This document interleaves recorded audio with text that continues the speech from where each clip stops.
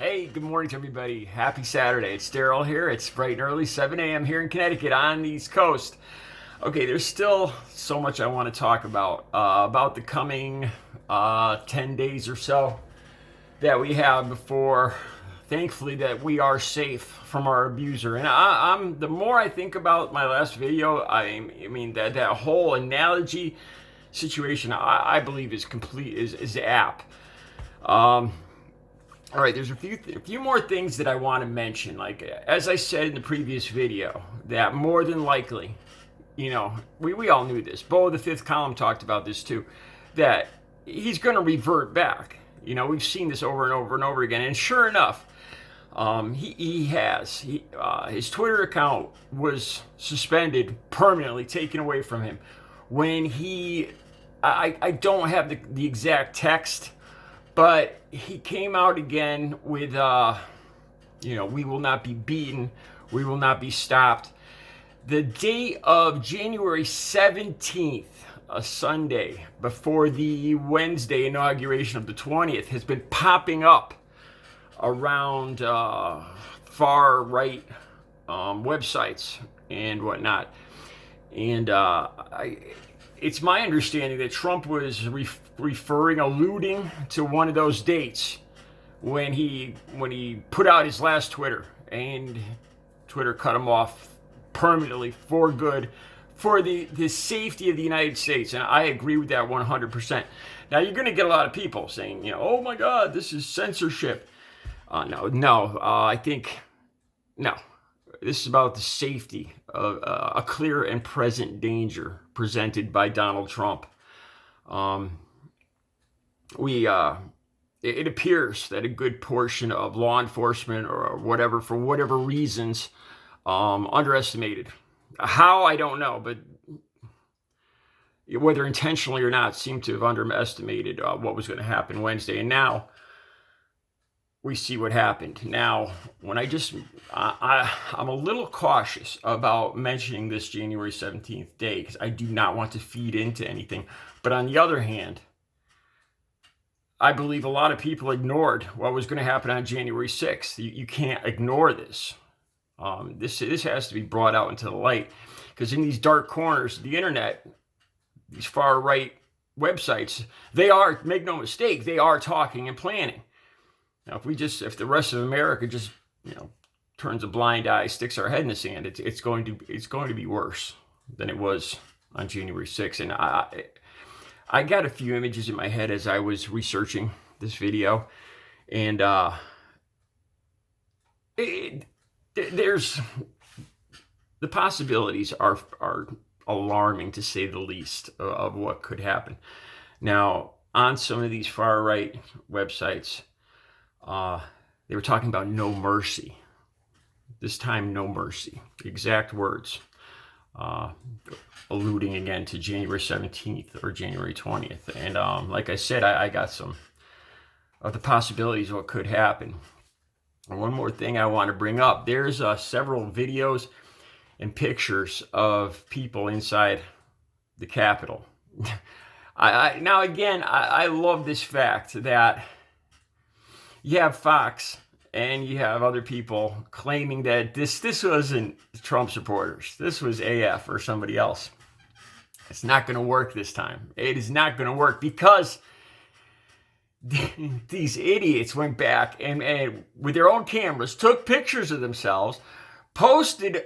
Almost all of them had cell phones. All of them took pictures, went back to their social media websites where they had all pro-Trump propaganda, not AF propaganda, not deep state propaganda. No, if they were faking it or undercover, wow, they've been doing it for their whole life apparently. This whole denial of reality once again. Again, it reminds me of unfortunately, of a woman that's in an abusive, or man that's in a spouse that's in an abusive relationship, where they deny it. A door hit me in the face or whatever. I provoked it. It reminds me more and more of that situation. But anyway, some of these videos and some of these pictures, now they're out there. I don't know if you Google baggy ties, there's one picture that haunts me seriously. That's in my memory. It's a skinny man dressed in all black, hopping over some of the seats in the chamber, the Senate chamber, House chamber. He's hopping over a railing and seats. He seems skinny, all in black, face all carefully covered over, full militia gear, head to toe. Just his eyes visible. I don't even know if he has sunglasses. I don't even know if his eyes are visible. And here's the scary thing. He's got a handful of baggy ties, all set to go in the shape for the wrists, all ready to lock on. He's probably got at least 8 to 10 of them, at least in his hand, ready to go. This man is, in the description of one of the reporters, I think it was a British reporter that was somehow swept up and into the chamber with them. In his words, this man is hunting people. This is who we're dealing with. And you think about the possibility of what can happen again. We have to, we can't turn a blind eye to this. It's scary. I feel bad for my country. When I see all this happening, if you had told me this a year ago or something, you think you might be happy that it's the end of Donald Trump, but all I feel is sadness. When I see these people desecrating this historic part of America, it's heartbreaking. It really is. And I don't say that, to be, for this channel or anything. I mean, it really hurts when looking at that. And you have people like this. If you Google that, you'll find a picture of this guy. Now, the FBI is looking quickly, trying to identify this guy, which isn't too easy, which it shows that he's got some savvy.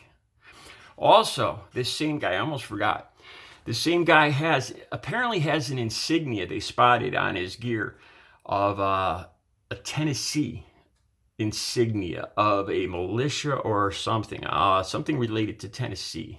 So they're making some headway, but it's a scary proposition. So now they were talking about Amendment 20, the 25th Amendment, and another second impeachment. Okay, let's quickly go over those. The 25th Amendment would have to be brought up by Pence, I believe. Or he's not going to do that. It doesn't look like that's going to happen. Now, an impeachment, it sounds like the House is already, Nancy Pelosi is ready to go through with that. But this is the thing. Mitch McConnell has said that they are out for vacation now, and they are not going to be back in session. They need the Senate to sign off on it. And they're not going to be back in session until the day before, the 19th, the day before the inauguration, is the earliest that this impeachment could be signed off on. So that's, by the time this impeachment, the earliest time that impeachment could go through, Biden would be president, and you can't impeach somebody that's not in office. So I hate to say this, but it does not seem, it seems quite impossible, really, time-wise, to pull off. And this isn't about, I personally, I don't believe it's about punishing Trump. I believe it is about the serious threat, the imminent threat to our country, or because what could come next, without a doubt, would be better planned. Now that they've breached the security and everything, I have a bad feeling that they'd be better planned and have a better idea of their goals once in there. And it's like I said, these things scare me. I don't know. I pray people come to their senses. This isn't about, this isn't the American way. No matter what your feelings on the election are, this is not the American way. This is to say this is an embarrassment, a disgrace, and a clear and present danger to the United States is an understatement. All right, I'll be back later with another video. You guys have a good Saturday.